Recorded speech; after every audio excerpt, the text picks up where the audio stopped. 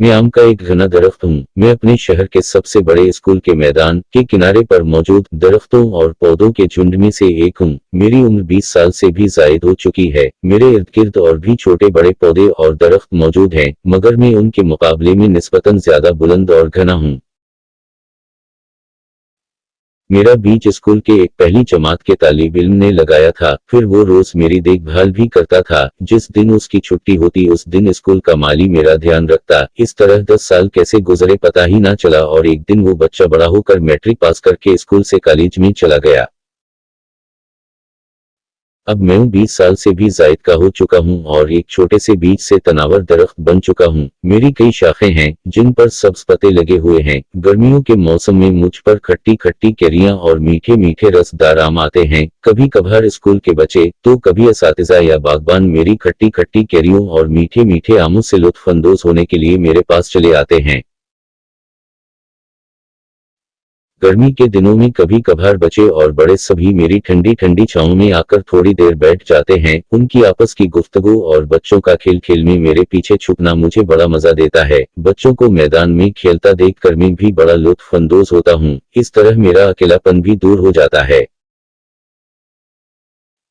मेरा फल आम फलों का बादशाह कहलाता है। जब कोई मेरे आम या कैरियां खाता है तो मुझे बेहद खुशी होती है, लेकिन स्कूल के कुछ बच्चे शरारत में मेरे फलों को गिराने के लिए मुझे फतर मारते हैं, जिससे मुझे बहुत दुख और तकलीफ होती है। बारिश या तेज हवाओं की वजह से मेरे फल बहुत ज्यादा मिकदार में जमीन पर गिर जाते हैं और लोग बारिश और तूफान के रुकने के बाद वो सारे आम उठा कर ले जाते हैं। वो आम उठाते वक्त जो खुशी उनके चेहरों पर नजर आती है वो काबिले दीद होती है। परिंदे मेरी शाखों पर अपना घोंसला बनाते हैं। उनके नन्हे नन्हे बच्चों की चहचहाहट हर तरफ एक समा सा बांध देती है।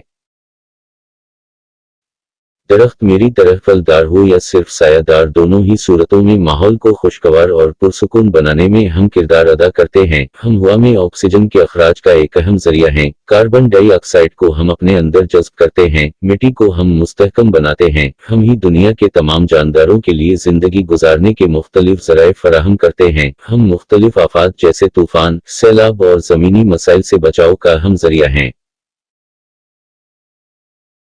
मेरी ख्वाहिश है कि जो इंसान हमारी अहमियत को फरामोश करते हैं वो भी हमारा एहसास करें, हमें बेमकसद बर्बाद ना करें, हमें जीने दें। हम जमीन की खूबसूरती की वजह हैं, नज़ारे हमारे होने ही से तो खूबसूरत और दिलकश हो जाते हैं। हम आप सबके लिए क़ुव्वत व इस्तिकाम का नमूना हैं। हम खुद सूरज की तपिश में ऊंचे लंबे खड़े रहकर दूसरों को साया और हिफाजत फराहम करते हैं। हमारी साबित कदमी, पाबंदी और जमीन में मजबूत जड़ों का फैलाव आपको भी ये दरस देता है कि जिंदगी की बुनियाद मजबूत रिश्तों, ताल्लुकात और क़ुव्वत के सही इस्तेमाल पर होनी चाहिए। मैं और मुझ जैसे सभी दरख्त आपके लिए जिंदगी की एक रंगीन कहानी की तरह हैं, जो पहाड़ों जैसी हिम्मत और हौसले का मजहर है। उम्मीद है कि आपको मेरी आप ब्यूटी पढ़कर दरख्तों की अहमियत का अंदाजा हुआ होगा। हम सब एक दूसरे की जिंदगी के जामिन हैं। मैं अपनी आप ब्यूटी के जरिए आपको बताना चाहता हूँ कि आपकी जिंदगी की खूबसूरतियाँ भी क़ुव्वत व इस्तिकाम और अमल ही में पोशीदा हैं। हम आपकी तरफ से आप ही की आइंदा आने वाली नस्लों के लिए एक बेहतरीन तोहफा हैं। दरख्त पर अशार। वही चिराग बुझा जिसकी लो क़यामत थी, उसी पे ज़र्ब पड़ी जो शजर पुराना था। इफ्तिखार आरिफ। कल रात जो ईंधन के लिए कट के गिरा है, चिड़ियों को बहुत प्यार था उस बूढ़े शजर से। परवीन शाकिर। एक शजर ऐसा मोहब्बत का लगाया जाए जिसका हमसाये के आंगन में भी साया जाए। सफर ज़ैदी। मुकाम बनाते हुए छत बहुत जरूरी है, बचा के सहन में लेकिन शजर भी रखना है। फातिमा हुस्न।